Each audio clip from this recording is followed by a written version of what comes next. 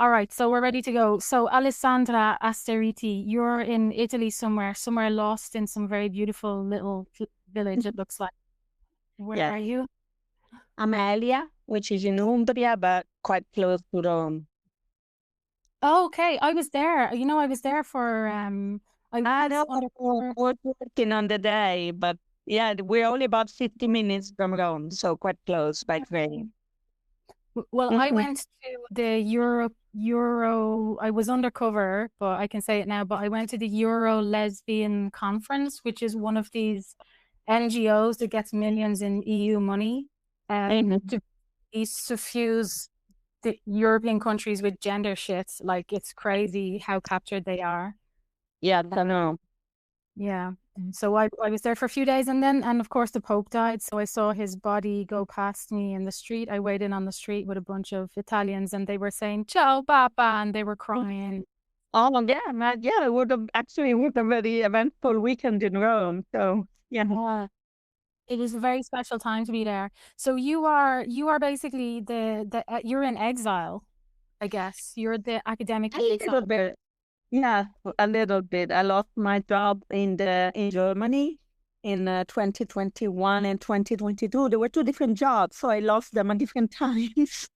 And now I'm teaching, but just not on a permanent basis, just like a lecturer, part-time lecturer in an institute in Perugia.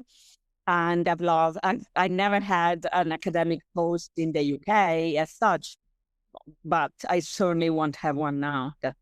Does your employer in Perugia not know that you're a turf outlaw and unemployable? No, it doesn't. I'm very surprised because they're also quite captured, but for some reason, because it's quite a different topic, I'm teaching food and agricultural policy in the EU. I literally never have to deal with this issue. And they clearly didn't search my name very thoroughly because they just saw my qualifications and they're quite happy with my teaching. And I never had any problem so far. In my case also, I realized that one of the reasons I can be so brave is because I can, like, nobody in Belgium where I live Hmm. speaks almost, none of the people who would potentially hire me, like, yeah, EU stuff, I would never work again, but like, Hmm. because it's a country and they barely speak English, it's almost like it erases your identity off Yeah. the internet. Good. So that's funny so you work on agriculture and food and EU Yeah, law and enforcement. actually, they're all American students, so you can imagine they're actually quite, we get emails on pronouns and all of that. Yeah. But clearly, and normally, I lock my Twitter account normally for the entire duration of the course or for at least the first few weeks. So if they were to search me, they wouldn't find my Twitter account. But I published a book, I published several articles and journals and stuff. So if they, it wouldn't take them very long to find out my profile. But so far, nothing has happened. I am Why are there with. so why are there so many Americans there? It's an institute where American students come and they study like European food and agricultural, they study sustainable development and all these things. So they're all American and I teach in English. And the director is American. Everybody pretty much is at the higher levels. And then the lecturer are a mix of European and Italian. Okay. But yes, I was very worried that they would immediately find me out and kick me out. But they haven't so far. And all the students are very happy. But again, this is a subject we never have to touch. So, God, but like, as far as I can tell, I work adjacent to the EU institutions, and I see that every new directive seems to be doing this, like at minimum gender mainstreaming, but also LGBT mainstreaming. So yeah. like, you're working on you're in like working on existing directives or laws that don't have any of that crap in it yet, I guess. But I mean, maybe in the future. Yeah, possibly. I mean, I'm sure if I were to dig it out, I would find that there's some kind of LGBT angle on food, the common agricultural policy or whatever. I'm sure that's fine too. But at least it's a subject that I can easily avoid. It's a topic that I can easily avoid. Like when we do the sustainable development goals, there is also gender equality. But I literally don't talk about that because it's not really food related. So we focus on the food and agriculture topics in everything we talk about. So I can easily avoid it, and I do, because it's really not worth it at this point. If it was a permanent post, I would, and if I was teaching human rights, of course it would come out, but I don't have to talk about it, and I don't talk about it, and I try to keep a low profile on Twitter for the duration of the course. Just But to when avoid. people ask you, when your colleagues ask you, "Oh, why did you leave Germany?" or whatever, what do you say? No, they never did. They never did. It's amazing how uncurious people are. I even told them I wrote a book, because I was busy writing the book, and nobody even asked me if the book out. So No. for most of them, it's good. It's good that they don't, because if they did, it would be a disaster. But actually, I think in a way it would be nice, because by now my credentials are as a left-wing progressive feminist are well established. So if they were to find out that they would really have to think hard. Oh my God, she's a fascist now? And Yeah. you know what I They mean? have to change their view of you. Yeah, they would have to say, this Alessandra that we know is a fascist. Exactly. Which is the same that I felt when I thought that this. I was like, but these people know me. They've known me for years. How can all of a sudden? But yet they did. It's amazing how quickly people just, not so much attacked me, but just disappeared. None of my university colleagues was really supportive. And the people with whom I did a PhD, none of them, some of them privately, but none of them went public to say, we know her, we know she's not a bigot, we know she's not a Nazi. Nobody. My supervisor, all my colleagues, none of them. It was really quite a sobering experience, how quickly people would just drop you. And you will just disappear in their mind. And then if you disappear, they don't have to worry about you, They don't have to feel responsible for what happens to you anymore. Then they can just say, oh my God, really? You got death threats? Who knew? But you should have known, because you should have asked me, are you okay? And none of them did. So they can absolve themselves. It's such a like, there's so many questions in this whole gender madness. Oh, But no, I know. what has caused all these people to behave in this way? And so just before we started this call, I've been listening to Hannah Arendt's Origins of Totalitarianism. Mhm. And I'm not Yeah. saying that gender is a totalitarian movement or whatever, but there's echoes of it, like the terror, the fear that people It is. I think it is totalitarian, because the moment in which you say you have a gender identity to someone, even if they don't agree, that's a totalitarian move. Because if you say, I have a gender identity, fair enough. You believe in that, I don't. We're friends.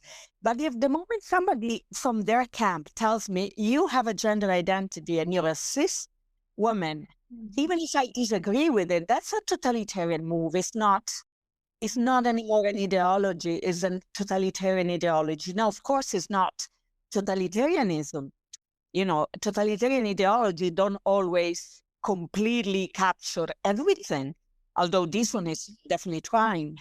But I think that this advantage that they have is that really there aren't that many trans people. So they really have to push hard that we all have a gender identity, because otherwise they're left with like 0.1% of the population in some countries literally down to zero. And that's just not enough of a math to have a totalitarian movement. So they have to. Yeah, they have to. They're basically recruiting.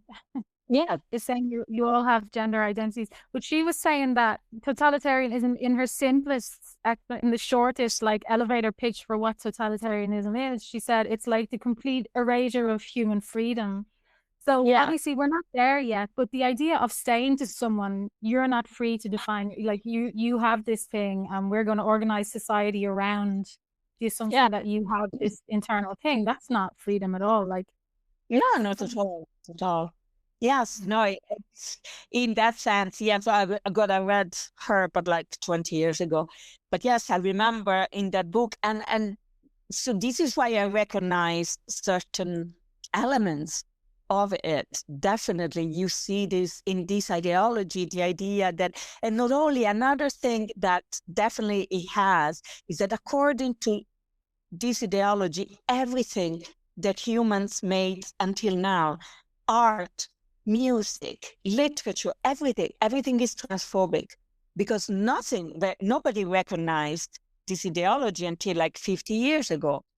And so everything, all human culture, all human production has to be kind of erased and reinterpreted, so that Joan of Arc is now a trans man. Or, either history is transphobic or history has to be rewritten with this ideology in mind. And I find this so disturbing.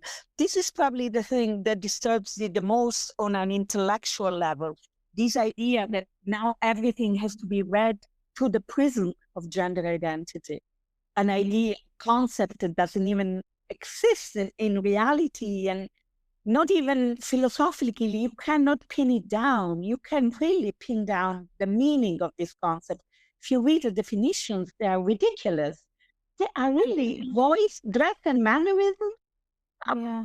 And in a way, like, if you look at the Mao's Cultural Revolution, it was also very, very bad. But they were like, let's destroy all the old stuff. They were like, okay, the four olds. They were like, let's just raze it to the ground because it's bad, because it doesn't conform to our current thinking. But this is even going even further. This is like layering over the top of all human history, this ideology, as if it was there from the beginning. It's really sick and weird. Like, yeah, right. And then a trans woman, or things that you think, this couldn't possibly be real. And in fact, another problem that I have with this ideology is so out there that when you start talking about it, you sound deranged. Yeah. I start talking about it, and I can see my friends, like, their eyes glaze over, like, she's nuts. How can she believe this stuff? But I don't believe it. I'm just telling them this is happening, and they don't believe this is happening. It's so extreme. It's, men breastfeeding and, eunuchs being protected and human rights. You just think it's impossible. It couldn't possibly happen, but it is. But again, the fact is, sorry, go on. The fact is that it's still such a tiny number. I mean, I remember going to this conference in July in London. They asked me to present my book, The Women Declaration International. And I thought, now that I go to London, I will see them everywhere. But still, in the street, you don't see trans women all over the place. It's still so people can tell you, I mean, why are you so obsessed? They don't even exist in my life. They don't exist. The thing is that they exist in the establishment. They exist in the bureaucracy. All of it is in all of the institutions. So all of the institutions has been remade in their image. And I always tell people, this is not about trans people. Trans people are just being used as a tool to dislodge sex as a significant category in law and replace it with gender identity, not transgender identity, gender identity. This is why they're so insistent that we all have one, because they know that the number of transgender identities is tiny, is statistically insignificant. They couldn't justify changing the law for these 4 people that nobody even knows. So they have to make it about gender identity. They have to take sex out of the law and replace it with sex characteristics, which anybody can have. So you can be a man with female sex characteristics, and with gender identity that everybody has and can be changed at will. But I think the transgender movement was just a tool to introduce this. But what's your least conspiratorial theory as to why anyone would want to remove sex from law if they weren't just like a dirty pervert or a trans mass with identity? I think, actually the scary thing is that it might be good intention rather than evil intent. It might be good intention in believing that eliminating sex eliminates sexism. A lot of women fall for this. A lot of feminists even, if there is no sex in law, then we're all equal. There is this idea. So it might be misguided, good intentions. And this is why a lot of nice people fall for it. Because they think, but this is good. We cannot have sex discrimination anymore. because there is no sex. We all persons. This is what they say. We all persons. We all human beings. Because I've never heard anyone say it that way, though. I mean, I've guessed it myself, and I'm hearing you guess it, and I've heard other TERFs guess it, but I've never heard an activist or somebody who's in favor of all this No, say. not the activists, because really, and a lot of activists are misogynist. So their misogyny prevails. But you will hear this. First of all, I saw it historically, like in the Council of Europe, in the European Community or Commission or all the bodies.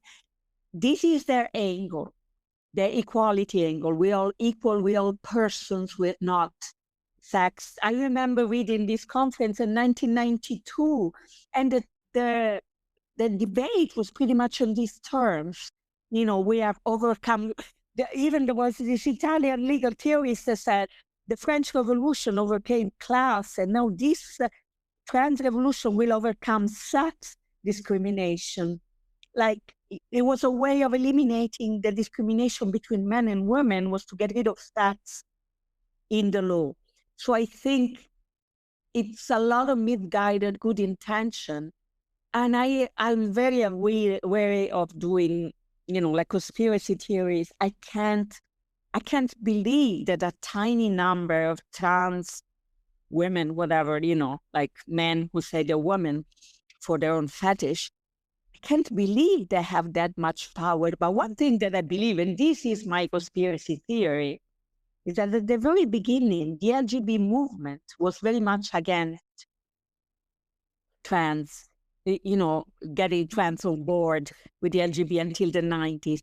Then I think some of them realized that a lot of trans women, take the term as I use it, are very influential men, very powerful men, judges, lawyers, politicians, secret cross-dressers. So maybe they thought, if we get them on board, we get on board a lot of very powerful men. They're top of organization, judges that can do the law in some countries, or people that are working. And so getting the trans movement on board meant getting men on board, men who were heterosexual.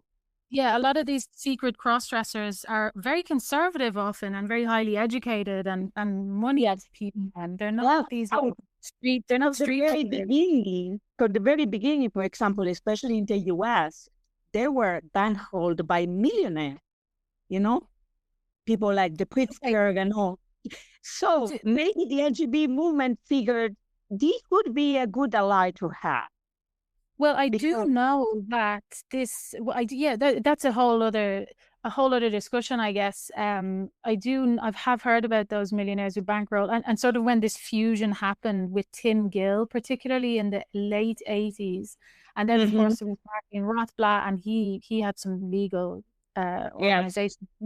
But just to come back to what you were saying about this good intention to erasing sex in law will erase sexism, and I have considered that maybe is the intention before, and you sort of I've made the argument that okay, well, the day that men stop being overwhelmingly predatory inclined, then we can get rid of all sex segregation, but we're not there yet. So I can understand if that's your goal and you're putting the cart before the horse or whatever, but it doesn't make sense if you consider that they're not getting rid of it, they're replacing it with this other thing called gender identity, and that's even more. So I think that you were saying you don't think that the activists have that much power.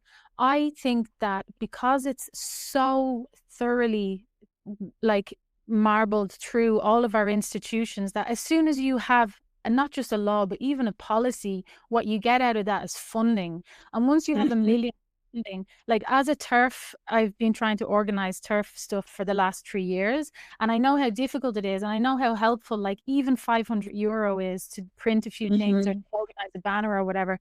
So I feel like there's thousands of these just little NGOs that are small groups of people who just get 1 grant of €500, and they can do so much damage with that. Oh, that's they have mailing lists they can organize, they can print leaflets, they show up to things and they make noise, and they make it seem like there's a huge critical mass of support for these things. And so when you see, like, after the Supreme Court ruling that we're going to talk about, you saw all these people magically show up in London, and it's like it gives the impression of popular support. But I guarantee you, if that policy ended and the funding ran out, those people would all be at work or doing something else, or like, you know, they wouldn't be receiving the emails because there wouldn't be a person able to send it, you know, like, I don't know. But anyway, we'll hopefully one day there'll be like huge studies into what happens at this. Yeah, I hope so. I hope so. So we're going to talk about today about the Supreme Court ruling in the UK, and essentially what kind of effect we think it might have on our shores. So you're a full-time Italian resident now, so you're focused, and before this you were in Germany, so you're focused on the EU like I am, I guess. But and your specialty is the European Court of Human Rights, or tell me what your specialty is. I did a master in human rights first, which was multidisciplinary. So I did sociology, philosophy, legal, and whatnot. Then I did a PhD in international law, but that was international investment law. So my human rights expertise comes mostly from my master, but then I also taught European, UK, and international human rights law. So I learned a little bit of all of them. So although I am in Europe, I was always very focused on the UK environment for different reasons. One of them being that I do think the GRA, the Gender Recognition Act, is what caused, or at least what solidified, the trans turn in human rights law, as I call it. So I do think that there is a special focus on that, and there's also a special responsibility on the UK to get that repealed, which is why I'm so insistent that this needs to be repealed, because really that was the starting point, and everybody knows that. That's why they're so frantic not to repeal it. Correct me if I'm wrong, but this is my understanding of it, is that both Ireland and the UK were the only countries in Europe that didn't have any kind of legal gender recognition possible before. In 2004, 2003, 2004, when the Goodwin happened, possibly, although of course Europe as it was then, yes, Italy, Germany, and Sweden, I think, were the three first countries. Italy in 1982, if I'm not mistaken, 82 or 84. There was already a law that allows change of sex, as it were, but you have to go to a court and get a court to recognize your legal change and whatever. So yes, the UK was definitely one of the last, but it did also. It should be remembered that the UK is under a different system. For example, the way the birth registered in the UK and in civil law countries is slightly different. In France, for example, the birth register can be updated, while in the UK it is considered an historical document that cannot be touched. Birth certificates could be changed. For example, if your birth was recorded, if your birth sex was recorded wrongly because you had a DSD. But the birth register does never change. In fact, even now, the people who have a gender recognition certificate literally have two different sexes. One on their amended birth certificate, and the original one in the birth record, in the register of birth, because that one is never changed. So there were historical reasons why there was a difficulty in touching this arrangement of the birth record certification in the UK. So Ireland has the same type of law as the UK, so that's why we also have gender recognition certificates, because we can't. Yes, and in fact, in the UK, what they did was to allow people to change sex on their documents, like passports. This already from the 70s, people could change sex on their passports and driver's license, but not on birth certificate. And that's because of the way births are recorded in the UK. And just out of interest, Do you know if you were born with a DSD in England and your sex was recorded as male and then you hit puberty and you realize you're actually female, what happens to your birth cert? Do you get a recognition certificate as well? Do you know? That's the only case that it could be changed already. The law already allowed a change of sex on the records and the certificate if you had a DSD, because literally a mistake, an administrative mistake has been made. You were a boy and they registered as a girl or vice versa. But there was no other possibility. But the law allowed, I mean, not even the law, practice, policy, allowed people to change sex on their passport, to change sex on their other documents. The only thing that the UK didn't do, and that's why Goodwin existed, is because they didn't allow birth certificates. So, of course, that meant marriage as well and pension. So in all those work situations where sex was ascertained by birth certificate, then the person remained a sex at birth. And so you couldn't use your passport or your driver's license or your library card to get as your ID for getting married or for pension. No, passport are not recognized as ID documents in the UK. And in the rest of Europe, they have a different system, don't they? They have like a social security number that ends in a particular digit, or exactly. So you also remember in the UK, they don't have ID. They don't have identity cards. Yeah. So it's completely, basically, Goodwin happened because of the way that UK society is organized for these logistical things.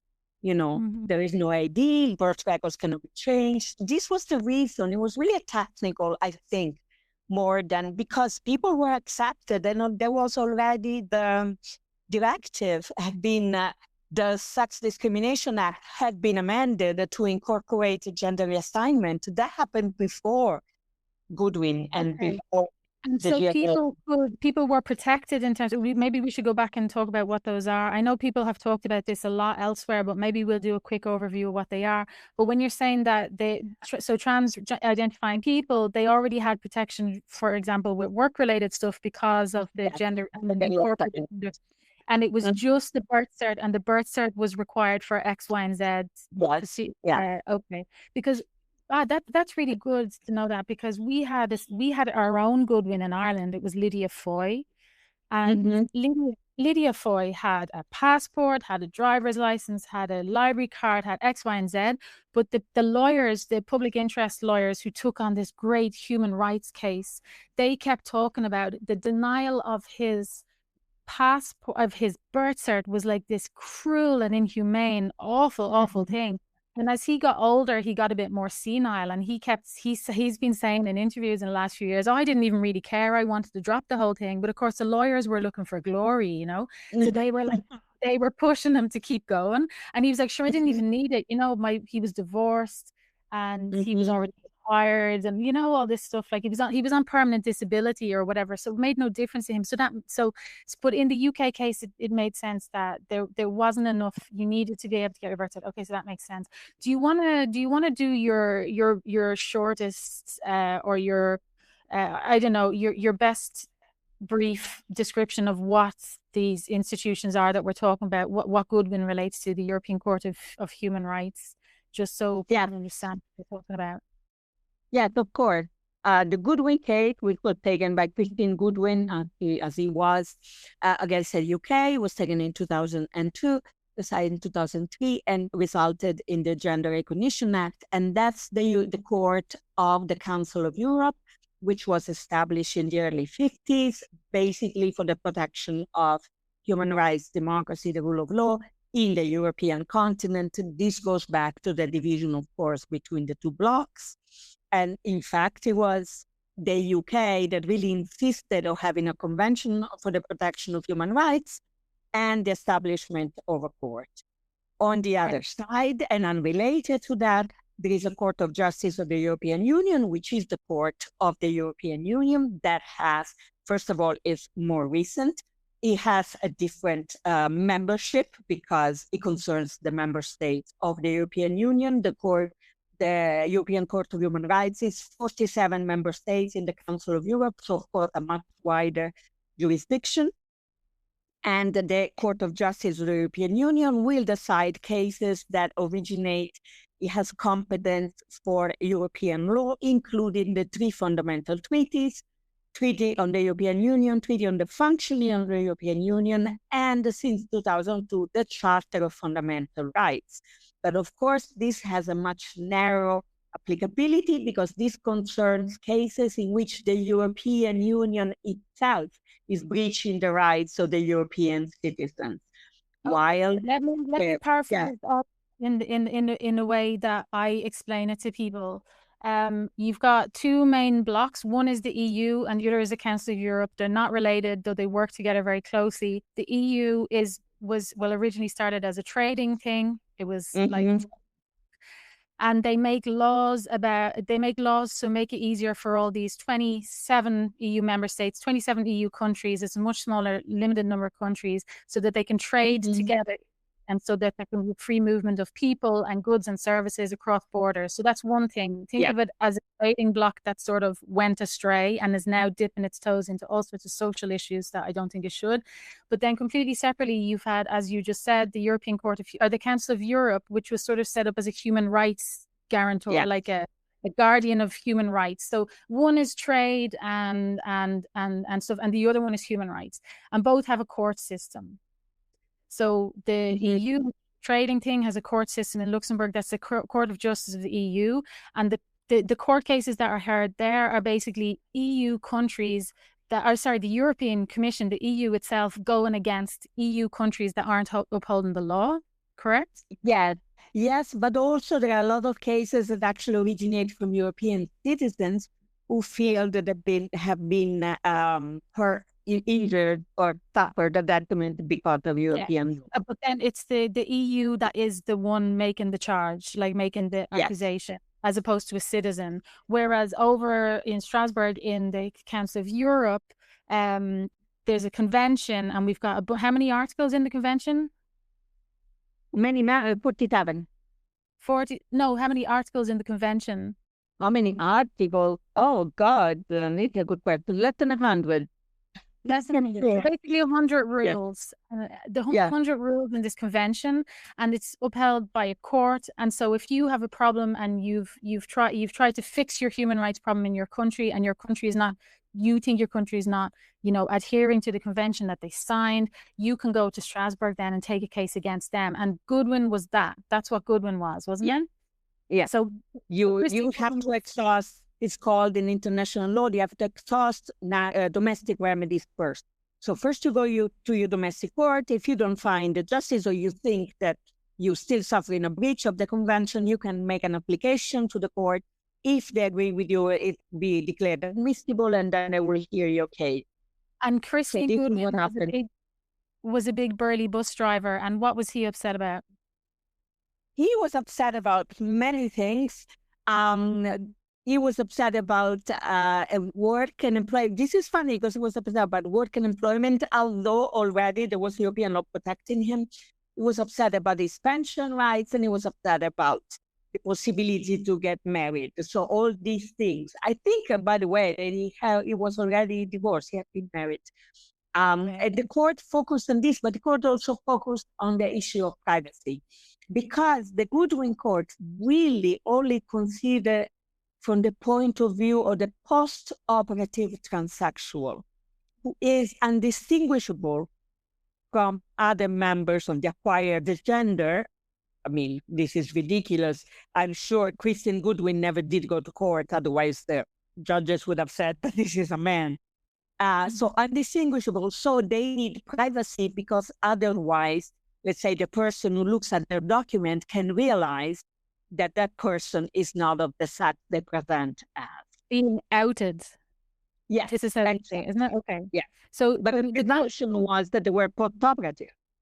This was not... So one of the rules in this big rule book in the Convention of Human Rights says everyone has the right to privacy.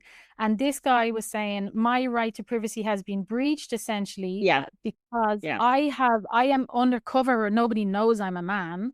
And if yes, I am required to like hand over my driver's license or my birth cert to get whatever married and it says man on it, I'm going to be outed. And yeah, that's an interference in my private life.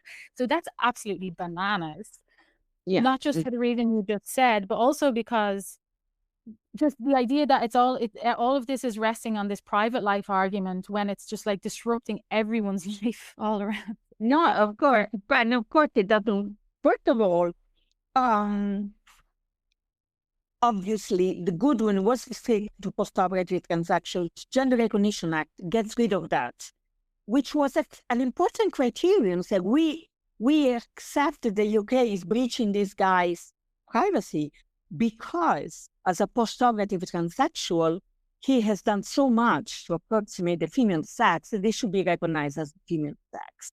And then the Gender Recognition Act completely gets rid of that criterion. So that actually is the ideological justification for granting these rights. But if you get rid of that, then it remains as a form of, basically as a form of self-ID with conditions. The conditions being in GRA that you have to have suffered from dysphoria, that you have to be living in the acquired gender for at least 2 years, and you have to promise that you will do so for the rest of your life. These are the conditions, So but there is no requirement. the Yeah, judge just said, yeah, we think you're breaching his private rights because he's gone to such lengths to turn yeah, himself into a woman, and you're yeah. not giving him that dignity of pretending he's a woman. And then they were like, yeah, you're right. Okay, we're going to introduce this thing, but actually, by the way, you don't have to do any of that anymore. Exactly. Yeah. So this is what the law did. This was the trick. This is why I'm so insistent that the GRA should be repealed. Because And actually, who was responsible for drafting that? Was there already activists like Press for Change and stuff were yeah, involved? Portrayed was very influential in the drafting. Yeah. So Whittle, Rebecca Whittle. Yeah. And so why did she want to get rid of that? Because surely because I think she's obviously changed a lot now, but wasn't she at the time sort of like, yeah, you have to do the real life test, but you also have to have the surgery and or was she already self-ID in mind back then, do you think? You know, this is that you really wouldn't want to talk to these people and find out private papers that will never come out. I try to dig out as much as possible. But again, I think this is a bargain that they struck, you know, between the lesbian community and the transgender male community. I mean, the lesbian transgender community, because there are basically no trans men that are not originally lesbian, as far as I know, almost none, unless they're involved in gay porn. It was a deal that was struck between them because trans men provide the perfect cover for transgender women, right? For trans women, because they are the undangerous, nice face of transgenderism. And they can hide a lot of ugliness, including experiment on children and all of that. So I think there was a deal that was struck, but I don't know why Whittle. All I know is that Whittle was already involved in this American conference that went on in the late 80s, early 90s, ICSLEP, the International Conference on Transgender Law and Policy and Employment Policy. And she was very involved in that, to the point that they added the word international at the beginning, basically because she was there, because Whittle was there, and provided, like, she's the exotic British person coming here to talk about trans people in Britain. I remember she got a small stipend. She got some money from Manchester University, didn't she, to go to their conference? Yes, and then so she did. So I think, I wonder so many times why she is so. She really is everywhere. You find her name everywhere. She was also in this UN based and this NGO based in Geneva that was really active in the early 90s on this stuff. She was also involved with that. And she was The involved with International Gay and Lesbian Human Rights Commission, that one? no another one. It's got a different name and then it doesn't mention lesbian. It's like a neutral name. Now I cannot think of it. It's in my book. It's got a neutral name, and they were really pushing for getting certain NGOs to have the right to participate in the Human Rights Commission in Geneva. And these NGOs were usually connected with LGBT rights. So they were really influential on that. And Whittle was with them. So she was really all over the place on this thing, including on the GRA. So she really participated heavily in the drafting. And remember, this is the early 2000s. There was still a lot of homophobia. This was basically a way to allow same-sex marriage with the pretense that this was not same-sex, that these were a man and a woman. Mm-hmm. And this came out a lot in the debates, in the chambers, in the Commons, about the fact that, this was not same-sex marriage because this person had changed sex. So was an heterosexual marriage. This wasn't a way to get same-sex marriage into the law, which was a concern of many conservatives. Mm-hmm. So there was definitely that environment of homophobia that informed a lot of the early, debates on transgender rights. And so, but really, there was, yeah. To come back to what happened in the interim between the judges deciding that, all these surgeries prove you're a woman, so tell the UK do what you have to do because this person has gone through so much, and then the drafting of the law that doesn't require any surgery. And I'm wondering, is that because there were obviously the transsexuals who wanted to have their genitals removed or whatever, but then there were also just a lot of transvestites who didn't? Yes, that. And also, I do think that there is a legitimate human rights argument that you cannot force people to sterilize themselves in order to obtain certain rights. And in fact, this is then the direction that the European Court of Human Rights went, because now the European Court of Human Rights says that you cannot ask for people to have an operation. Which is funny because they created that setup. And then they turned around and said their own requirements. Yeah, their own. Basically, if you think about it, it's two different but parallel. Because the one thing is to say, we do recognize the pain of a person who has gone through an operation, and we want to grant them certain rights. But on the other hand, the human rights informed view is that you cannot force a person to go through that pain to obtain those rights. Now, the solution should have been then those rights are not what this person should have. Because if we cannot make them a condition, then they shouldn't be granted. Instead, they went, okay, then no operation. But there is a good argument. I mean, I would never say you can change your sex only if you have an operation. My position would be, because you cannot change your sex and I cannot force you to sterilize yourself, I'm sorry, but you cannot change your sex on your documents either. You can believe you have a separate gender identity. That's your belief. We don't have to believe it. You can go through life without discrimination, but without positive rights. See, this is also the problem, that they switched from the anti-discrimination, because of course I don't want to discriminate that a trans woman cannot get a job. They have to live too. But that doesn't mean that she's actually a woman. When I lived in Germany, I always give this example. A lot of people thought I was from Syria, and they treated me badly because of it. I could have had... But you were what? a Syrian refugee, because I'm somewhat dark. Mm-hmm. So I could have had a legitimate claim of discrimination by perception, because people think I'm a Syrian and they discriminate against me. The law allows me to do that. On the other hand, I cannot ask for funds as a refugee because I'm not. So there is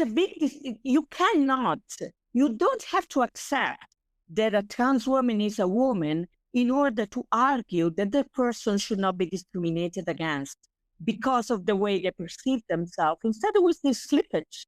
Okay, this person thinks he's a woman, so she is a woman. This is literally what they do. They switch pronoun mid-sentence. So she is a woman, so she deserves the rights that a woman has. This, first of all, is a non sequitur. It doesn't follow logically. But also the law doesn't require this because we have discrimination by perception. People might think you're a lesbian and they discriminate against you. It doesn't mean that you're literally a lesbian. It means that they discriminate because they think you are. This is where the law should have stopped. It doesn't, because German people looked at you and thought you were Syrian doesn't mean that you have the but rights that doesn't of make me Syrian. Syrian. Exactly. It doesn't make me Syrian, but it could make them responsible for discrimination by perception. So this is all, and I could have a valid claim because of that. Equality law. I know that the first sort of appeal to the European Court of Human Rights, again, this is the Council of Europe thing with convention and its human rights entity. And it started already. There was a woman was the first one who did it, wasn't it? Bren, somebody. There's a series of people in France and Germany who had tried what Goodwin tried and failed to do. Yeah. And then Goodwin passed in 2002, was it? Then the ruling came down, and I think all those judges are dead now, aren't they? I looked them up. I think they're all dead. Yes, I think actually the judge that had the most influence was the British one, Nicholas Brazza. I think he's still alive.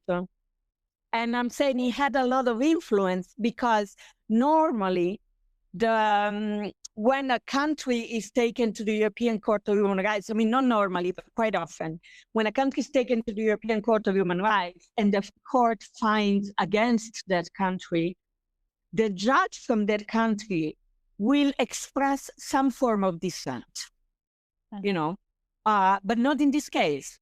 Brazza was totally for it. He wasn't against. And so I think this was whenever that happens, it's considered significant. He provided some of the reasoning, which actually had originally provided by the Dutch judge in all the cases, the previous cases where the trans people didn't manage to win their claim. The dissenting opinions were from judges who thought that the law should allow them certain privacy rights. Then, of course, after Goodwin, the thing switched. The dissenting judges were the ones who disagreed that trans people should get certain rights. And normally, you would have expected the British judges to be on that side, just to defend his or her own country. But it wasn't. Brazza was totally for this. So Goodwin was influential in many ways because it was the first one. Because although it put condition on post-operative transsexual, then when the laws started developing in a different way, the court actually then followed. The court now basically says that you don't have to be a post-operative transsexual. That you can. They were saying the court then took their cues from what the UK implemented as a result of their judgment. Mm-hmm. Yeah. Okay, and so that's the Goodwin judgment. There's another one that's quite important. Is the gender reassignment one, Cornwall, and that's the other court system. Am I right? This is the CJE. Yeah. So the other court system. So again, if we come back and we describe a very dumb guy way to describe it, if we say the EU is a trading bloc, everyone's supposed to be able to move across borders to work and to travel and to set up a business, etc., etc.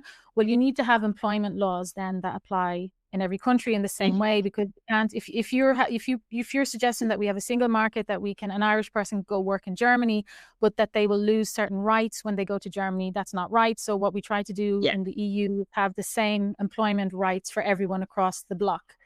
And what happened with the court case, the Cornwall? That was even before Goodwin, wasn't it? Yes, in this case.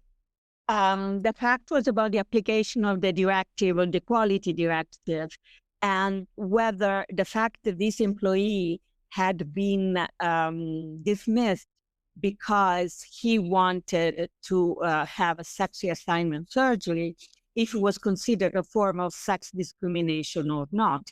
When a local court is unsure of how European law applies, they can ask the Court of Justice of European Union to answer their questions about European law. So this is what the English court did. asking the Court of Justice of the EU, is this a form of sex discrimination or not? Because what, did he lose his job or what happened? The fact that he was dismissed wasn't dismissed for being a woman or a man. He was dismissed for being a man who wanted to be a woman. So the English court said, is this still sex discrimination? And so he's protected by the directive, or isn't it? And so it isn't applicable to the case. And the Court of Justice of the EU, or European Court of Justice at the time, said, yes, it is. Gender reassignment discrimination is a form of sex discrimination. And so then European countries started to introduce, or certainly the UK, introduced an amendment to the Sex Discrimination Act of 1975 to cover also gender reassignment discrimination as included in the Sex Discrimination Act, but not as a form of sex discrimination, but of gender reassignment discrimination. So when you're trying to change that. And so across Europe now, and also in the UK, when you look at sex protections on the basis of sex or sex discrimination, employment law or whatever, it's not only for being discriminated on the basis that you're a woman or that you're a man, also that you've had gender reassignment. So that's the case everywhere, as far as I can tell, across Europe, whether it's enforced or not. But what does it mean in detail, the gender reassignment? What has it meant and what does it mean now? This is the question, actually, because if you read the Sex Discrimination Act and then the Equality Act, which incorporated the Sex Discrimination Act, gender reassignment just means that you are proposing undergoing or have undergone gender reassignment by reassigning some physiological or other aspects of sex. So gender reassignment technically means the actual medical or surgical procedure, but in order to be protected in the category of gender reassignment as a legal concept, it is sufficient that you are proposing to undergo this operation. You don't have to have. So again, there is no requirement to have any actual change in order to be protected. So for example, this employee who was fired because he said he wanted to have the operation was already protected because of expressing the intention to do so, not for actually having done so or been in the process of doing so. And so the recent UK ruling then, it means that if a guy goes into the women's toilets and he gets kicked out, he can be kicked out because the Supreme Court says no, because there's protection on the basis of sex. Yeah. Actually, already the Scottish court, which were not appealed, has said in 2022 or 23, I think, that a person without a gender recognition certificate remains of his or her sex at birth. And that is biological sex. But then there was a disagreement whether in the Equality Act, sex always meant biological sex, or also sex as modified by a gender recognition certificate.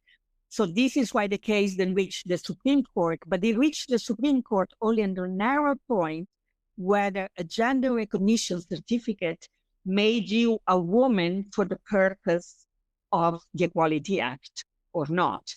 And the court said no. And what it didn't address then, what you're saying is what? What did it not address?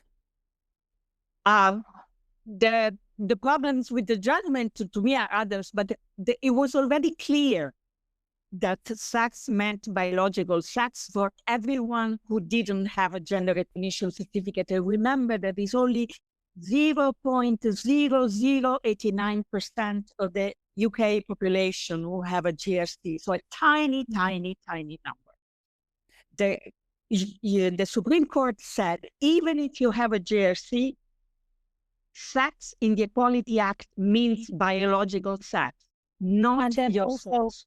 If you're caught in the women's toilets and you say, "Oh, but I'm planning to do a transition," no, it doesn't matter. No, gender, they didn't even talk about gender reassignment. We already knew, because if you don't have a GST, your sex remains your sex at birth, so you're excluded. But even if you have a GST, you can be excluded because sex means only biological sex in the Equality Act. Therefore, when there are sex exceptions, which allow people to create single-sex spaces, which would otherwise be discrimination. So basically, the exceptions allow you to discriminate on the basis of sex. And the court said that this means biological sex, GRC or not GRC, is irrelevant. So really, the practical consequences should be tiny because a tiny number of people have a GRC. But in the process of saying this, the court basically said, and this, of course, applies to everyone else. So nobody, if he's a man, can be allowed in a female toilet because he's a man, no matter operation, no matter anything, he remains a man. Although this is the problematic aspect of the court case, but I don't know if we need to go into this now. Well, but let me just clarify. Yes. Sorry, just to jump back a little bit so I understand. When the activists came out after the Supreme Court ruling and everyone was saying, calm down, trans women are still protected under this gender reassignment thing, what they were saying is, if anyone discriminates you in work or in services or whatever, and it's because you're trans, you can do something about it because you're protected. But it would have to be on the basis that you went from one sex to the other as opposed to the sex you were born at birth. Exactly, yeah. So the law hasn't changed. This is important. The law hasn't changed. All the court said is what the law is, and importantly, what the law has always been. So all the people said, but trans people before could use the toilets. Yes, because there were unlawful policies being rolled over, not because they had that right and now they lost it. They never had that right, but they were given it unlawfully. So now the court said, no, this is unlawful, you cannot do it. Because the law is this, the law has always been this since 2010.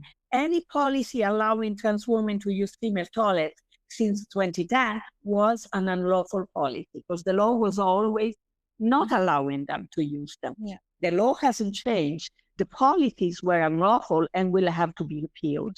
We just figured out that we were doing it all wrong all along. And so now... Exactly. Now this is what the court said. You were always wrong.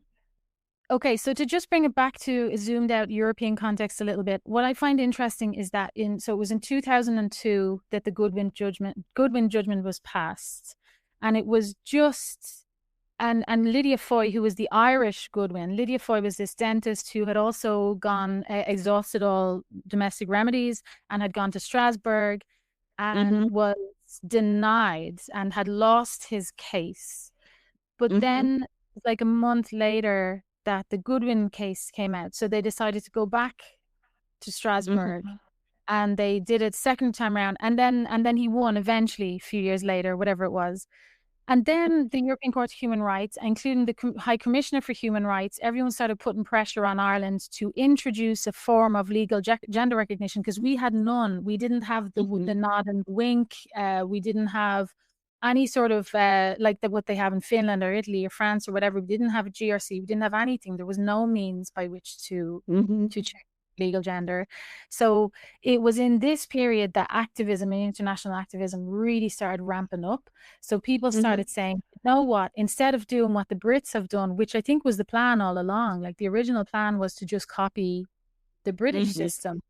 They said, how about we introduce something way more radical and innovative and dynamic, and Ireland will be so avant-garde. Why don't we introduce this thing where you don't have any requirements? And so there was this really sensitive moment between like 2008, 2011, where there were big fights about this, and the government was being very conservative about it.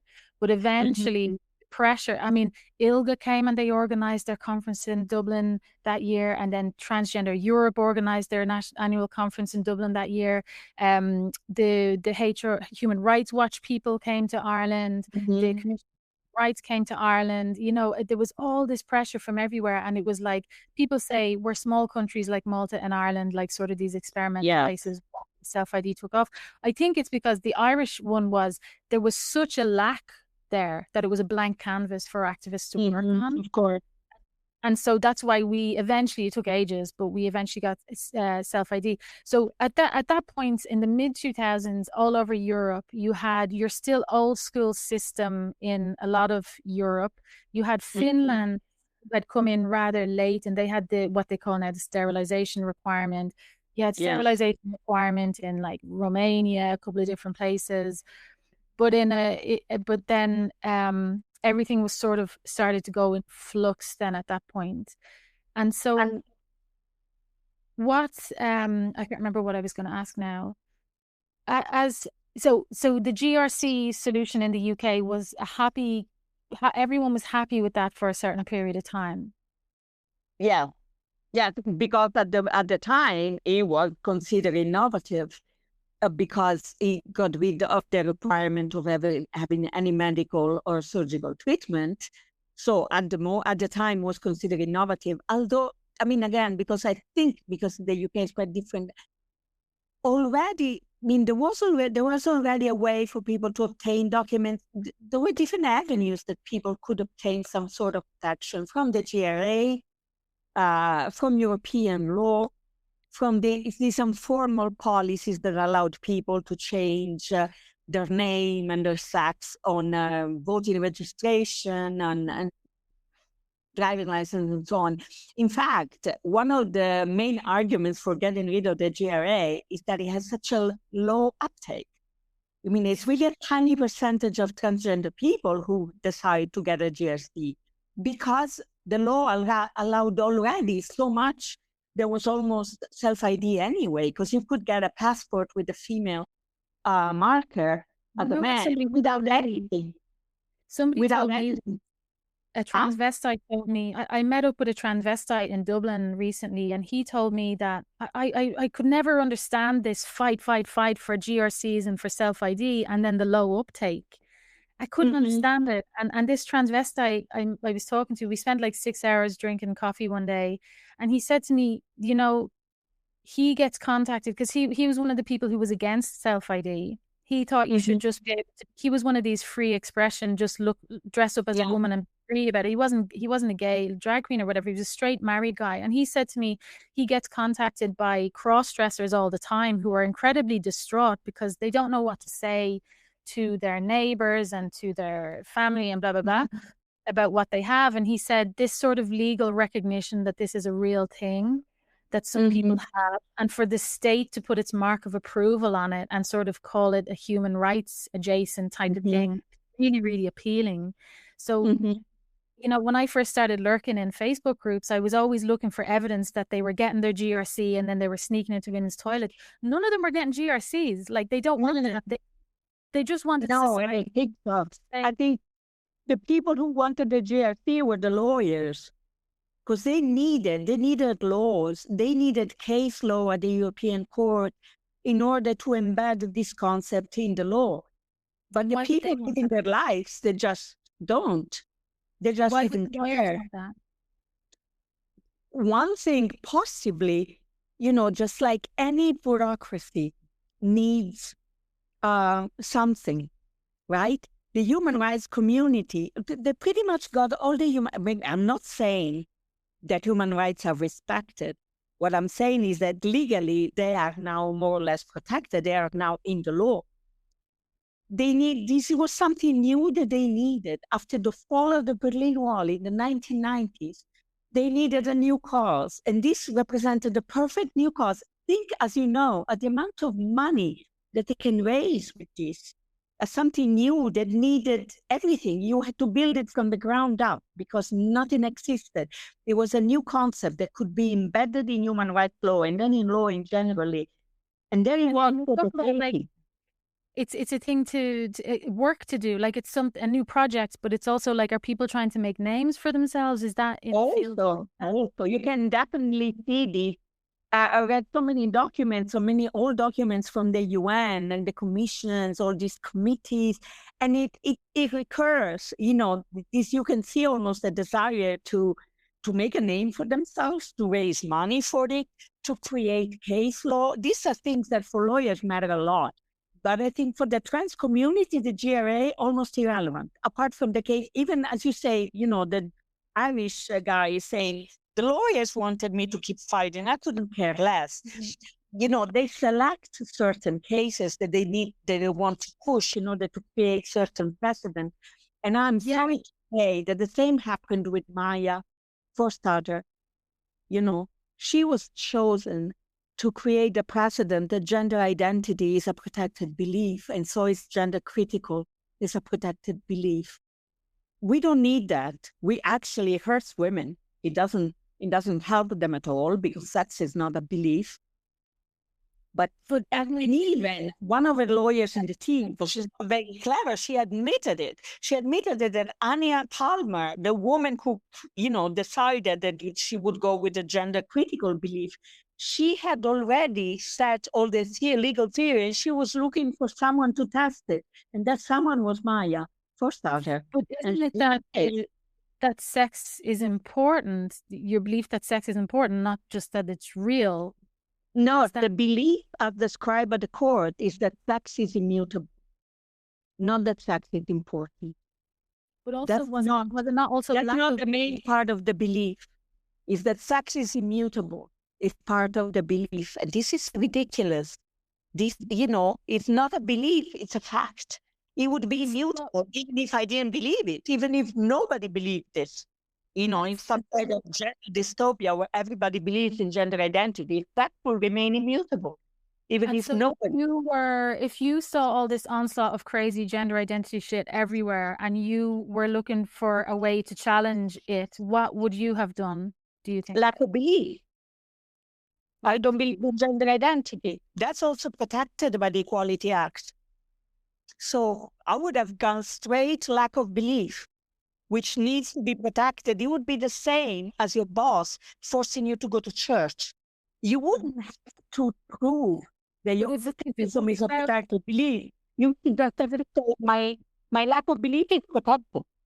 But if it was about writing tweets that demonstrate you're saying the tweets that Maya wrote were demonstrated enough her lack of belief that she got punished for. Okay. Lack of belief in gender identity. She didn't believe that gender identity meant anything. We none of us do. So I think I would have gone straight lack of belief, but they didn't. They decided to argue that it was a positive belief. And I'm not gender critical because I don't believe sex is immutable. I just know it. It's not Maya had to argue that she had recently started this belief. This is ridiculous. I've known it since birth. It's not a belief. I don't have to know how to read and write. Belief presumes that you have thought about something and you have read about something and you have come to a conclusion. I haven't read anything. I just see myself and see a boy and say, well, we're different and we always will be. And that's it. Is scientific fact assumed to be scientific fact in legal proceedings? To what extent is the sky is blue and the earth is well, normally it's not debated at all. You don't find cases where the judge will say, well, some people believe the earth's round and some people believe the earth is flat, and I have to remain neutral between competing beliefs. You just don't find that. Plus, clearly, first of all, sex is also a protected characteristic. So it's not a belief because it's its own independent protected characteristic. Second, for example, the entire healthcare system is premised on the idea that sex exists, is immutable, and needs separate treatment. If sex is a belief, why would that be an expression of belief? Healthcare. I definitely don't want to get into the details of this because I don't feel qualified to talk about it. But do you not think that? Do you remember how tense and difficult it was to even talk about these things at the time? Obviously we do. So I think, do you not think that we were given a lot to the other side that now we wouldn't do any? Although let's say I don't care about being able to say that I don't believe in gender identity if the toilet remain gender neutral. The point is we needed to focus on the actual policies, not on what we were or were not allowed to say. Because, for example, employers were breaking the law by allowing men to use female toilets. I don't want the freedom to say, oh, that's not right. I want to actually that they changed an unlawful policy. So the focus for me should always have been on the facts, on the ground, not on what I was not allowed to say, because that follows, doesn't precede. In my opinion, I may be wrong, but I think that follows. I mean, the freedom to dissent is important, but when we're talking about beliefs, but when the law is actually, when people are actually breaking the law, it's not a matter of dissent anymore. It's a matter of reporting them and getting them to not break the law anymore. It's not a matter of me saying, that's not fine, that's not nice, which is basically what we were given with our case, that we can still not misgender with impunity. That was part of the decision. What does that even mean? I'm not making you're in luck, Alessandra. You're in luck because there are like 26 other countries now that have various systems and they all need to be undone. So we have plenty of templates to work on. So what I wanted, we're already talking for an hour and 10 minutes and I haven't really got to the meat of what I want to ask.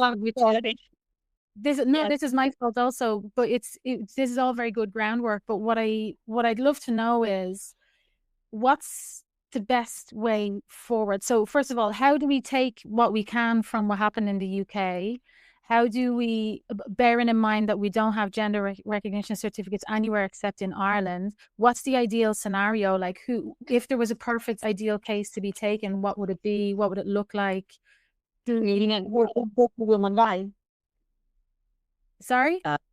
You mean at the European Court of Human Rights, the perfect case? Yeah, at the European Court of Human Rights, or as you said, an individual complaint to the Commission. But I know those things take so many years. But what we do know, let's put it this way. I know the place where I work. I work as a contractor, and they're letting men into women's toilets, and it's in Belgium. And not only, I don't think you have this in the UK, but in Belgium, employment law says you must have separated facilities for males and females. In the UK, in the UK, it's workplace regulations of 1992. So these were breached. This was, although unfortunately there wasn't much focus on them, but already was clear that the employers were breaking the law because they have an obligation in schools when children are older than 8 and in all workplaces. There is a duty we have that in Belgium. And so I'm just sort of thinking, like, how do we, to make the dominoes fall outside of the UK, what's the best strategy? Like, would it be, as you said, acting on what's not what we can say about it? Although, I mean, we have hate speech laws coming, which is really, really scary. But I know. About the things on the ground with the laws that we know are being broken, but would you think we need to go to each country's Supreme Court to make that case, or how do we? Possibly because the employment regulations in this might differ, although I'm sure all countries have some sort of obligation to provide separate-sex toilets. You would normally think that the best avenue would be unions, but of course unions have been captured to such an extent that it would be impossible for a woman to rely on a union helping her. So at this point, just reporting directly to the authorities, to the police, when something happens, this could be an option. But again, in each individual country, I am not sure what sort of European-wide action you could take on this and how much. As I said, the UK Supreme Court case was really quite narrow and quite specific and concerned the application of GRC to the Equality Act. So different countries, Italy, for example, doesn't have an Equality Act. So already it puts us at definitely on a different plane regarding the relationship between separate legislation that affect trans people and women in separate ways. But definitely there is groundwork to be done at the country level. If, for example, I always thought, oh my God, if the place where I worked had gender-neutral toilets, what would I do? Fortunately, they're single lockable toilets, so in that case, they can be used by men and women. This is the law and it's okay. And I don't have to worry about it. But of course, it would be up to the employees to report to the union, but we know it's impossible, but you still have to do it because it's part of the procedure. And then to escalate that, if that doesn't happen in the UK, for example, you can bring a civil claim against your employer if they don't provide single-sex facility. So you could do that, make a civil claim. But of course, you have to go to the courts. And I don't like it that much, lawfare, like fighting things simply through the court system, because I don't think it's very effective.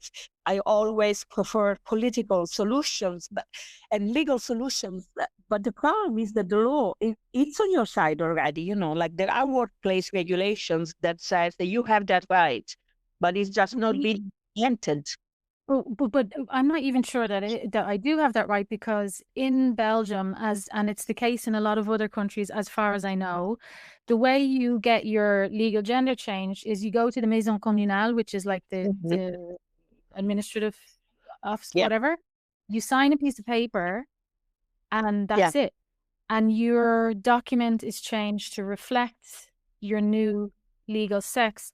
And so nobody has tested yet whether that means that if that guy goes into my female toilets, he's breaking the law.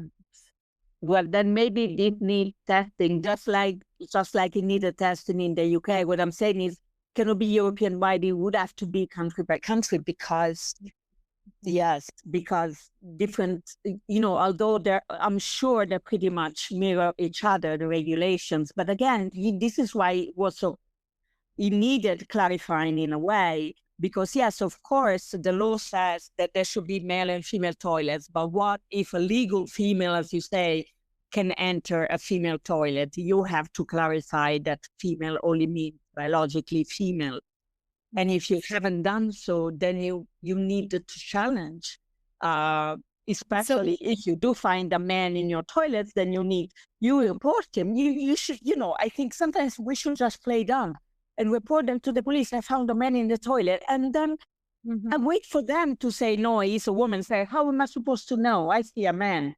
What are you telling me, that I should ask for documents to make And in theory, let's game it out then. Let's say I go to the police and then my employer said, he's a woman, he can go into those toilets. And so then I bring a case and I say, I bring case, and then what it would then I would exhaust my domestic remedies.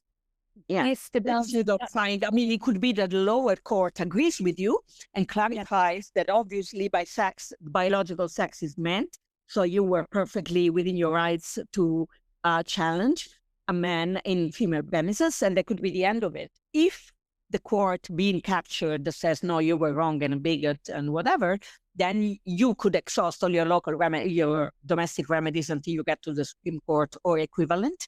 And in that case, if you still don't find justice, you can then make an application to the European Court of Human Rights. I do hope that something would reach the European Court of Human Rights on the conflict between the two, because this is possibly the only way to solve it in the European context. Although, remember also that cases at the European Court of Human Rights are not binding on anyone except the member state that participates in the case. So Goodwin was only binding on the UK and so on. So cases at the European Court of Human Rights are not law, but definitely they are influential in determining the I have two questions of the law. I have two questions related to that, because so we know that ECHR decisions are influential, but is it the case that, like, what type of countries obey the ECHR or follow their lead or whatever? Is there a pattern? Is there, like, some countries will always yes sir and go ahead and change their law accordingly? Or is it, again, like, would you have to keep working to lobby the government to do what the court tells you? It depends. I've seen statistical studies on which country, for example, obey, as it were, the court, and which countries decide to pay and keep breaking the law, because basically the European Court says you breach the law, you have to pay this. And some countries say, yes, it's worth it. I'll keep paying, and I'll keep my law as it is because I think it's.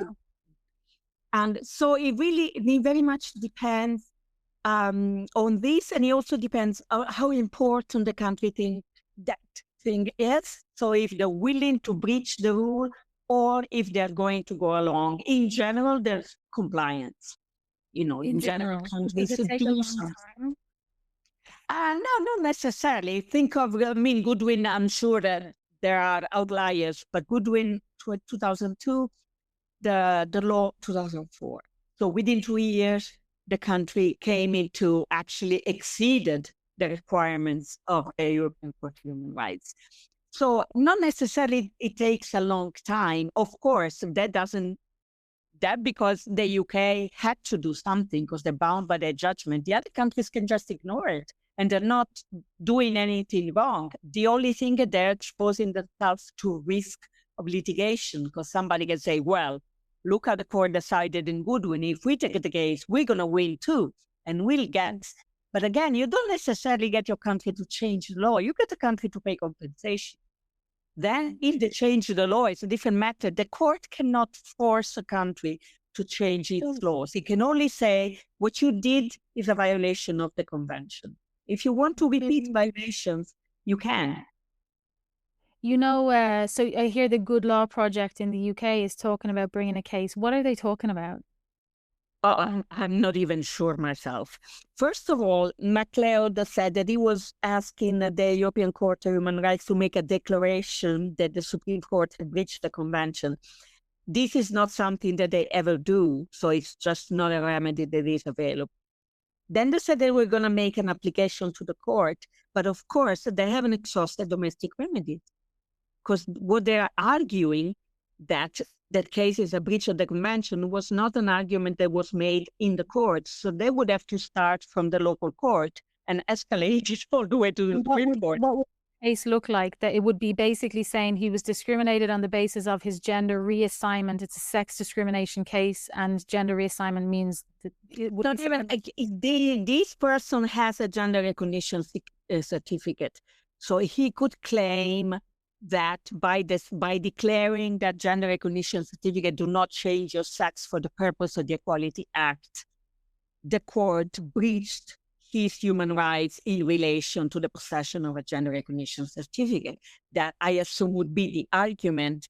Whether the court accepts it, that's another matter, because now there are also the Protocol 16, I think it is, or 14, that it has to be a significant disadvantage. So he would have to prove that the decision of the Supreme Court created a significant disadvantage for him, to the point that his convention rights was breached at a high level.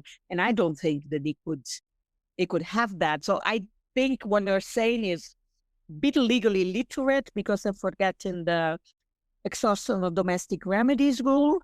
And also they're talking about this declaration that is something that just the court does not do.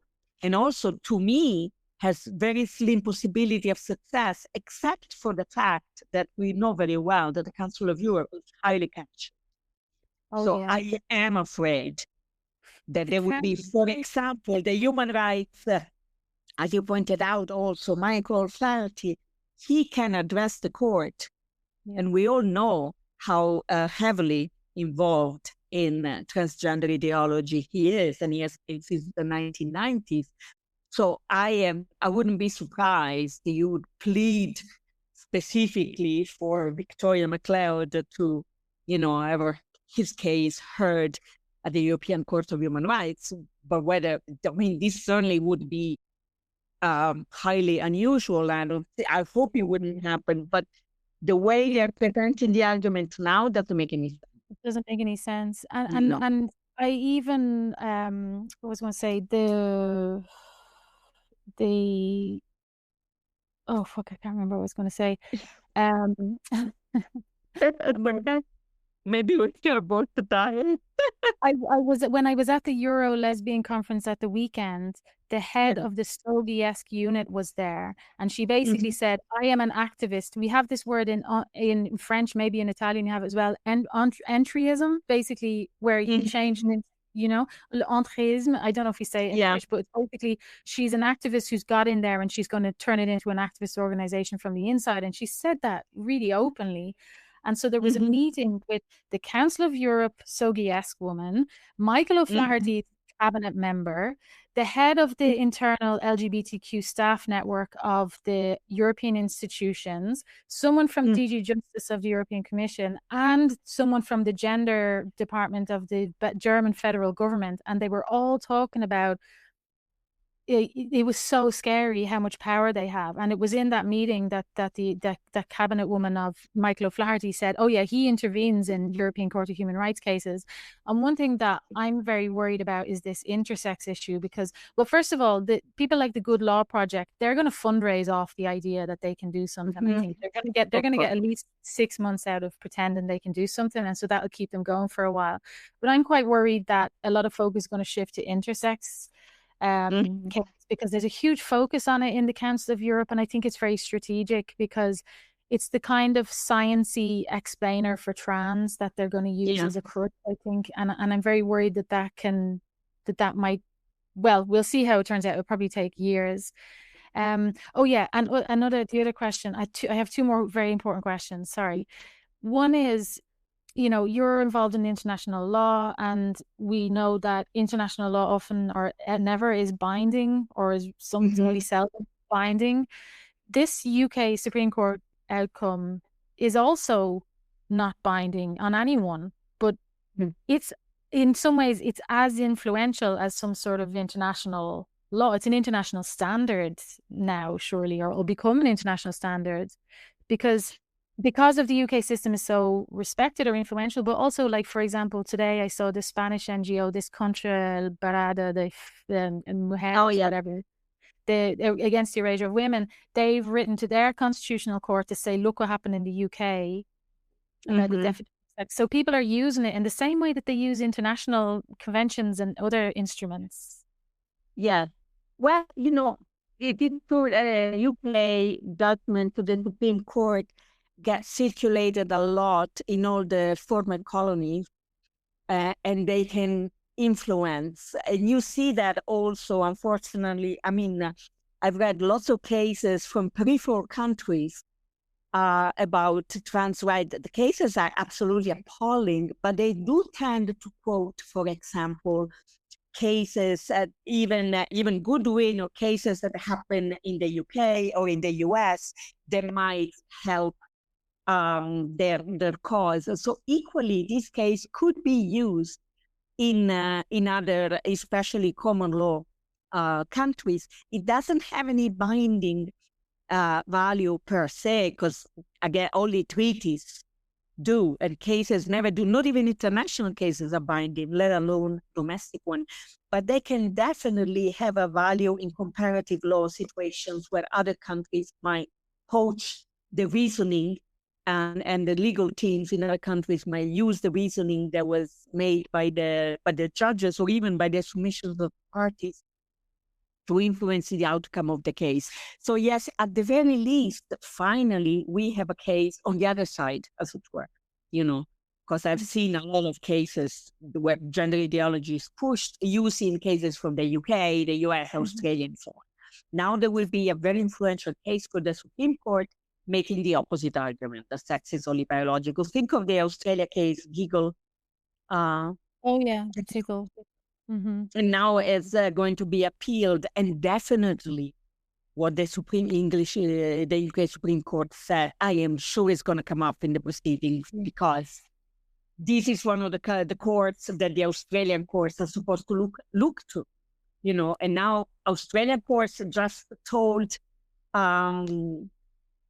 what's her name? So just told her, in Australia, sex is changeable. And then is the UK court, Supreme Court, saying sex is biological and immutable, and it will certainly come up in the proceedings. So it will have an influence in that way, but not binding in any way on anyone. But it will be authoritative, as we say in law.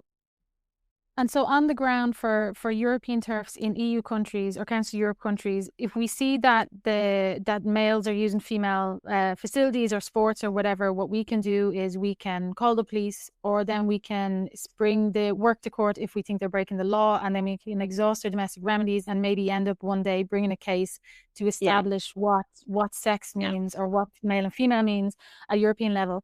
But then we also yeah, have the sort of the Court of Justice, which is the other, yeah. the EU body. But again, I am wary of that because the European Court of Human Rights has never said, toilets should be gender neutral. But the No, Council of Europe does. But the Council of Europe does say that. yeah. So if that is the theoretical background at the Council of Europe, I would be very surprised if it doesn't trickle through in the court as well.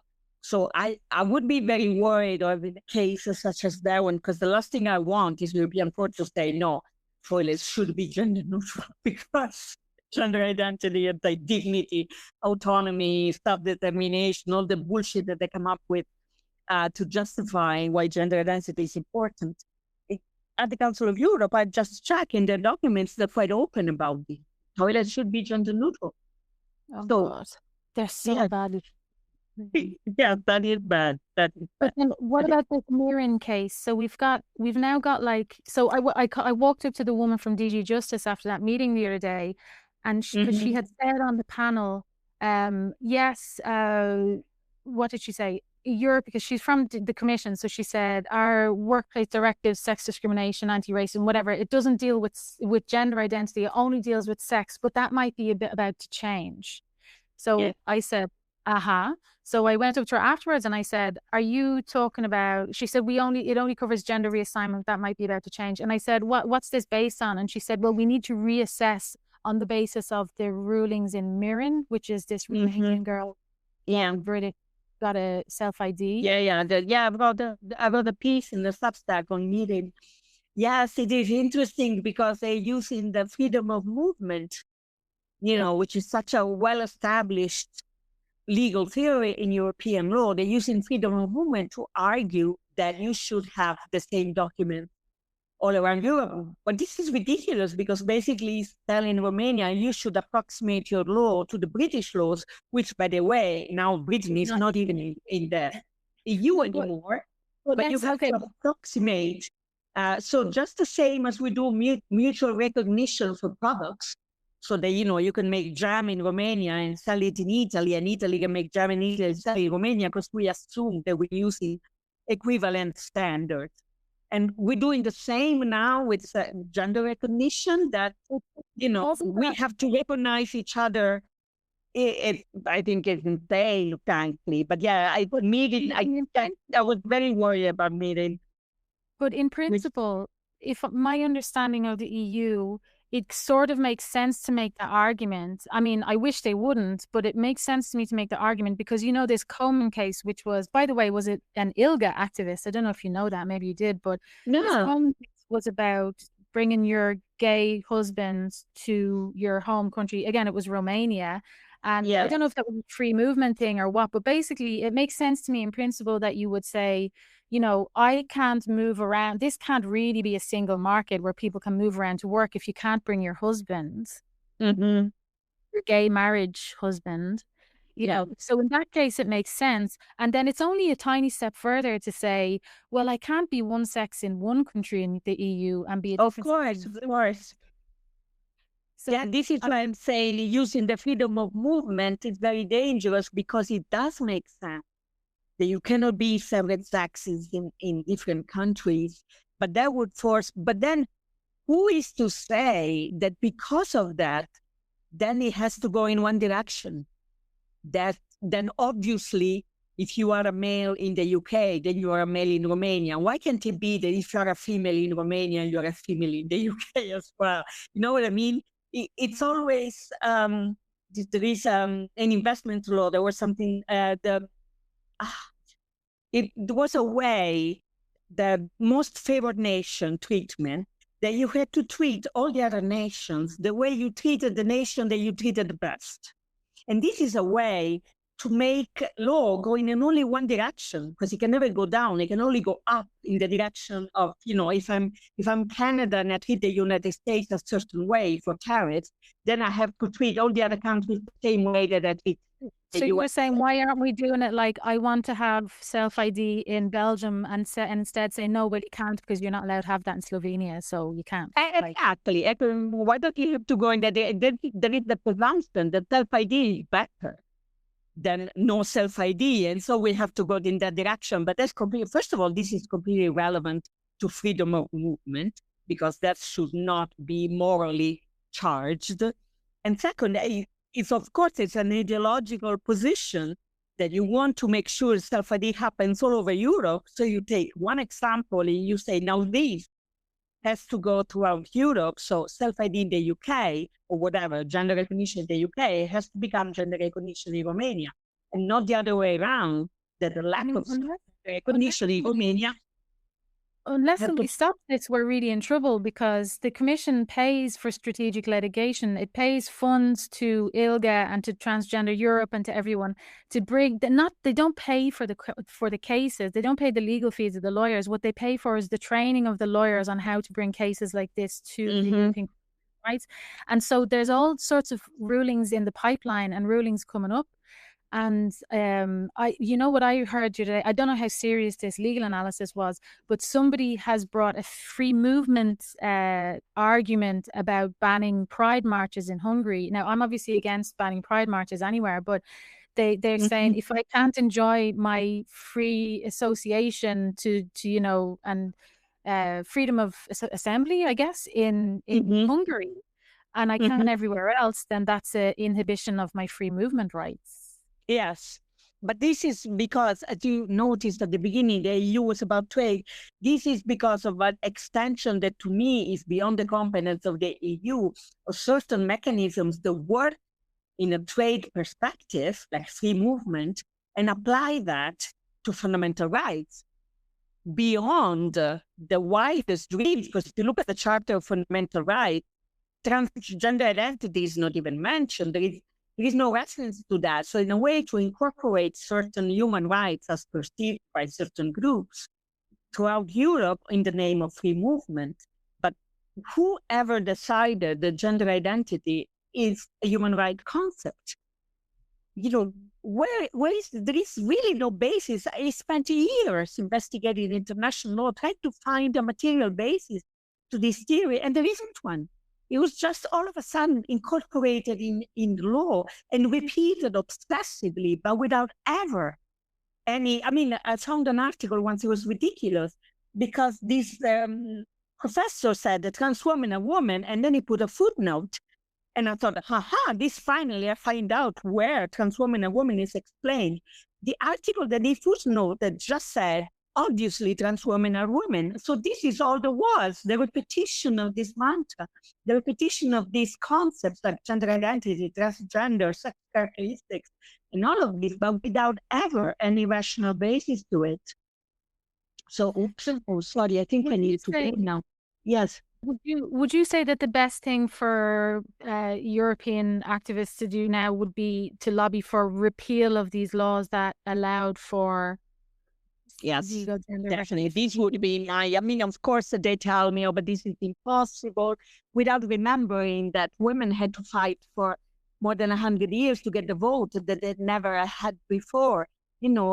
This in the end, this ideology has been in the law for less than 50 years. It cannot be so impossible to eradicate.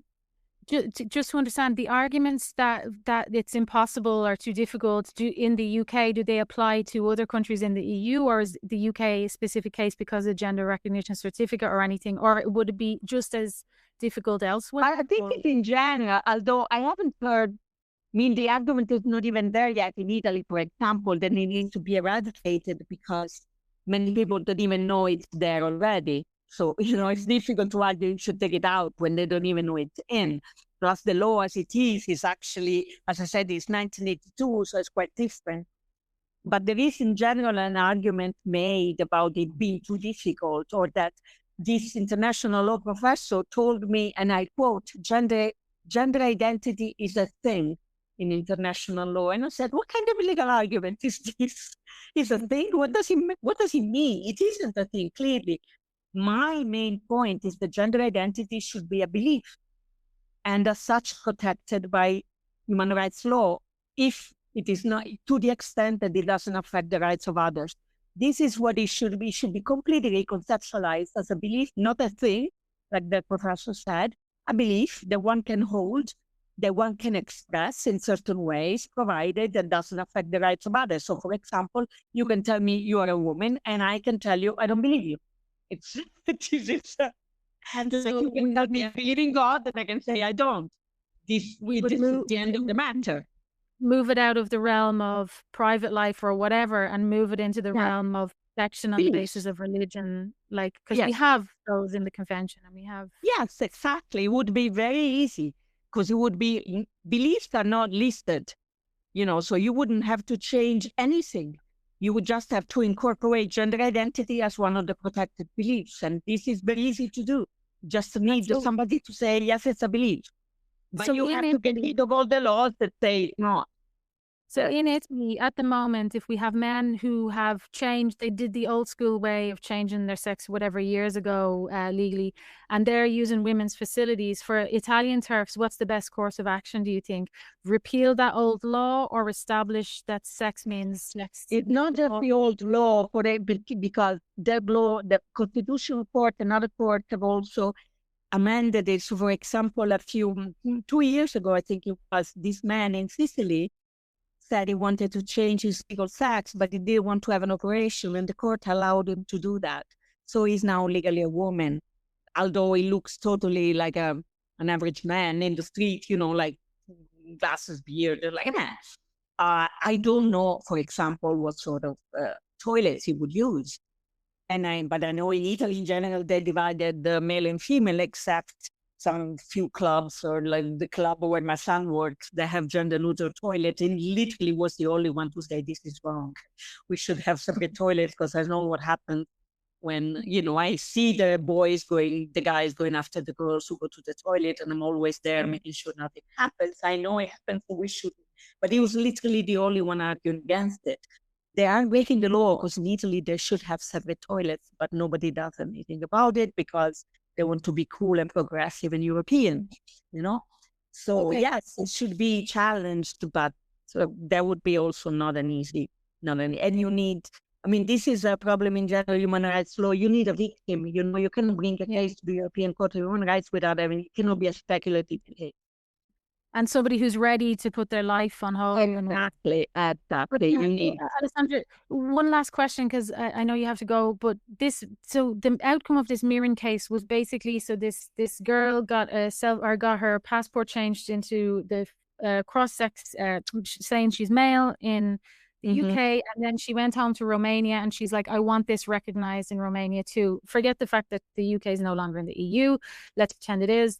And so she said, this was my free movement right. And so the court has ruled that it breaches her free movement rights to not have her gender recognized as male in Romania. What happens next? Is that one of those cases where you think Romania is just going to ignore it and pay the fine? Or, will it EU, this is different. This is a European Court of Justice, not the European Court of Human Rights. You can just, I'll pay something and that's it. Judgment of the European Court of Justice are binding, and countries tend to take them seriously. So I expect Romania will do something, although I don't know if they've done something yet. They could, of course, also decide not to obey. It does happen also that countries do not obey the European Court of Justice, but it's not at the same level as not obeying the European Court of Human Rights. It is higher. But there are binding judgments on everyone, and everyone has to take them seriously. So they are one of the sources of law within the European community. So the European law is not like a form of international law. They have higher values. So I expect Romania to do something about it. Yeah. And if they don't, there'll be like infringement procedures or whatever. But does that force other EU countries to also do the same thing, or do they also need separate cases each time? And they need separate cases, although countries can, of course, decide to approximate their laws so to make their laws compliant just to avoid litigation. This is something that happens also in the context of the Council of Europe, that countries will change the law on the basis of a judgment in another country, not because they're bound, they have an obligation to do so, but just because they think it's a way to possibly avoid litigation also from their own national. But this judgment will be used as by lobbyists or by activists to say, Of course. Yeah. Okay. And that's the main point of, I guess, why ILGA fought so hard for it, I guess. Yes, of course, because although international law doesn't work by precedent, European law kind of does. So you are building up precedents upon precedents, and then the court will move in that direction. It'll be very difficult to the court departs. There has to be some significant change, which I don't unfortunately expect. I mean, regardless of the outcome of the UK case, I'm not very optimistic because I see how the international level is captured and how successfully is captured. So It's a very at this point, it's a very big uphill battle. It's a very huge mountain to climb to get it. Once it's in there, it's very difficult to get it out. Okay, Alessandra, the solution needs to bring back everything to the domestic level, because in international law, actually, there isn't a treaty on this. There isn't a convention. There isn't anything that is hard law on these matters. So it can be brought back to zero at the domestic level because there are no international obligations. They're trying to make you believe that what international court says matters, but it really doesn't. No country has to obey international courts unless they're involved in the litigation themselves. My understanding of why countries do obey these things is, and this, like, for example, the UK has been very important in setting up the convention and the European Court and obeying it all because they use it to encourage other not so good countries to follow laws. This is why we want them to do it. So if the UK suddenly is saying, okay, we're not obeying the ECHR on the Rwanda thing or on the, if there was a gender case or whatever, that looks bad when they're trying to convince, like, I don't know, Turkey to do XYZ. Exactly. Yeah. But in reality, and if you think about it throughout the world, and this is why also these cases in these peripheral countries are so worrying, because this is also a strategy of these NGOs to go litigate cases in countries such as Nigeria or the Philippines, or countries that you don't expect, and they do it precisely to give this impression that this is like a worldwide movement, that everybody believes this and everybody follows this and everybody believes in gender identity and whatnot. But in reality, hard law, we have basically almost nothing. So we could domestically roll back a lot of these things. So this is also why I'm so insistent on the UK rolling it back, because they started it. So they must be the ones that end it. It would be really important if they say, no, the GRA is now outlived its purpose because it was about same-sex marriage and pensions, and neither of these are relevant anymore. Almost nobody wants this damn certificate anyway. We had to litigate the case all the way to the Supreme Court because of how it affected the law. It destabilized the law. So this is not a good piece of legislation, and we're going to repeal it. And we still have Gender Reassignment in the Equality Act. I also want to get rid of that, but let's park that for a while. We have Gender Reassignment in the Equality Act. They have non-discrimination on other status basis in the Convention of Human Rights. So we don't have to have the GRA. So we can get rid of it. It has outlived its purpose. And just do it and wait for the consequences, rather than just keep saying like, oh, no, it's impossible. It can't be done. It would be an automatic breach. This is so ridiculous. There are no automatic breaches in the European Court of Human Rights. You do need a victim. You do need a case. You do need an actual breach, not an automatic one or a speculative one. So just do it and then deal with the consequences. That would be my approach. But of course, I do also have to say I am in the minority. Because, also because lawyers want to keep employed and the GRA keeps them employed, I guess. So, yeah, I mean, in general. I wonder how things will turn out. Well, thanks very much for giving me a really good explainer on all those things.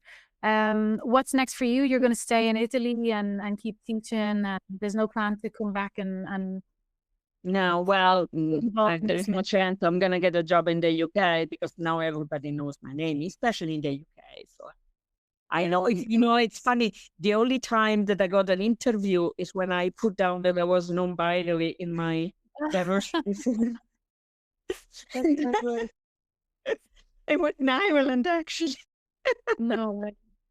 Don't you think that the tribe is going like I know it seems like like impossible now, but don't you think in like 5 or 6 years everybody will already be shocked at how crazy things Oh, I are? hope Or so.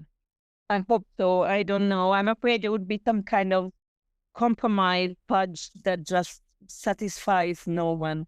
This is what I'm afraid of. But yeah, in my dreams, people will just say, like the tulip craze in Holland, and they will say, how could people go bankrupt over tulips? I hope this is the equivalent. The tulip crisis in Holland, there's going to be equivalent, but I'm afraid not. I don't know. We'll see. That sometimes I think only after I'm dead, or some people will say, well, Teddy was right after all. I don't care. That long. I think it will happen quicker than that. I think with this Supreme Court ruling, I think it made people feel. I was really shocked at how confident it made me feel. I'm not even there to be able to say, yeah, a male means biological male, like because I was whispering it before, and now I'm not whispering it. Oh, Like, yeah. No, this, yeah, definitely. I mean, the clarity. There are some aspects I said that we don't have the time now to go through, but there are some aspects. I'm writing an analysis of the case and I'm bringing them all out. But definitely this clarity. And by the way, I felt very vindicated because for years, lots of women said, oh, the Equality Act needs clarifying. We need an amendment. And I said, no, it's very clear. Sex is biological sex. We don't need an amendment. And this is what the court said. The court didn't even mention. wasn't it? Couldn't it be entirely possible that the Supreme Court there's one or two people with non-binary daughters on it, and that they could have gone? Yeah, it could have gone the other way. But my argument, of course, that the court would have decided otherwise. But what I said was the law. The court said is the law. So the court, this sounds ridiculous put this way, but the court agreed with me. The law is clear. Nobody's even talking an amendment now. The law doesn't need amending because it's crystal clear. I said this like 30 times in these past 3 years. Now everybody's going around in the UK saying the law is crystal clear. And it's like, what the heck? I should have trademarked that because now we'll be making money. Because I was saying it for years. Look, this is crystal clear. It doesn't need an amendment. If you interpret it properly, using statutory interpretation, you will find out that's the only possible meaning. And this is exactly what the court said. Using I think interpretation. I think this is going to come up again in Europe very soon, where we're going to need to take this case that what's on paper already is crystal clear. Yeah, I hope so. I definitely hope. Yeah. Okay, so keep your eye out for victims or and they put me up for getting close. Well, thank you so much. Thank you. Yes, thank you.